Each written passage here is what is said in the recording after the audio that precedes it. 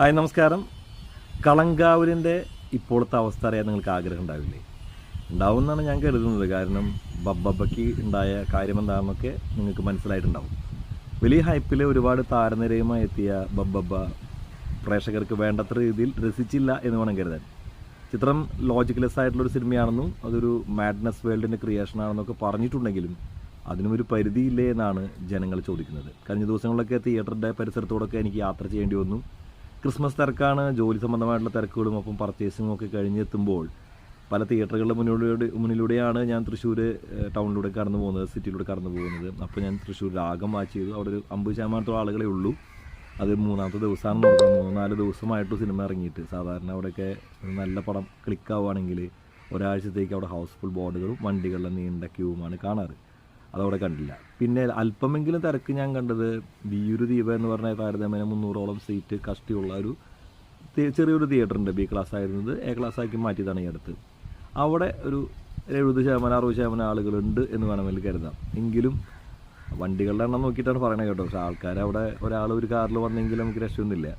അപ്പോൾ ഏതായാലും തിയേറ്ററുകളിൽ അത്ര വലിയൊരു ആളനക്കം തൃശ്ശൂർ ജില്ലയിൽ ഈ പടത്തിനില്ല. PR വർക്ക് കൊണ്ട് ചിലപ്പോൾ അത് പടം കയറി എന്നൊക്കെ പറയാം. പക്ഷേ എന്തൊക്കെയാണെങ്കിലും കുറച്ചുകൂടി നല്ല രീതിയിൽ ഈ രണ്ട് താരങ്ങളെയും കിട്ടുമ്പോൾ അവർക്ക് ചെയ്യാമായിരുന്നു. കളങ്കാവിലേക്ക് എടുക്കുമ്പോൾ കളങ്കാവിലാണ് ഇതൊക്കെ തന്നെ ഗുണം ചെയ്യുന്നത്. കാരണം വീണ്ടും തിയേറ്ററുകളിലേക്ക് കളങ്കാവിൽ വന്നുകൊണ്ടിരിക്കുന്നു. ഈ ബബ്ബയ്ക്ക് വേണ്ടി ഒരാഴ്ചത്തേക്കോ മറ്റോ ഷോകൾ മാറ്റപ്പെട്ടിട്ടുണ്ടായിരുന്നു കളങ്കാവിലിൻ്റെ. ആ ഷോകളെല്ലാം തന്നെ തിരിച്ച് വെക്കുന്ന കാഴ്ചയാണ് ഇപ്പോൾ കാണുന്നത്. കഴിഞ്ഞ ദിവസം ഇന്നലെ എല്ലാ കളങ്കാവിൽ പ്രദർശിപ്പിക്കുന്ന ഏകദേശം ഒരു 190-190ഓളം സ്ക്രീനുകളുണ്ട്. അവിടെയെല്ലാം വലിയ രീതിയിൽ തന്നെ ആളനക്കം അനുഭവപ്പെടുന്നുണ്ട്. ബുക്ക് മൈ ഷോയിലൊക്കെ ഇന്നലെ നല്ല രീതിയിൽ തന്നെ മാർക്കറ്റ് എടുക്കുന്നൊരു കാഴ്ച നമ്മൾ കണ്ടു. ഏതായാലും നല്ല ഒരു മുന്നേറ്റമാണ് കളങ്കാവിലിനുള്ളത്.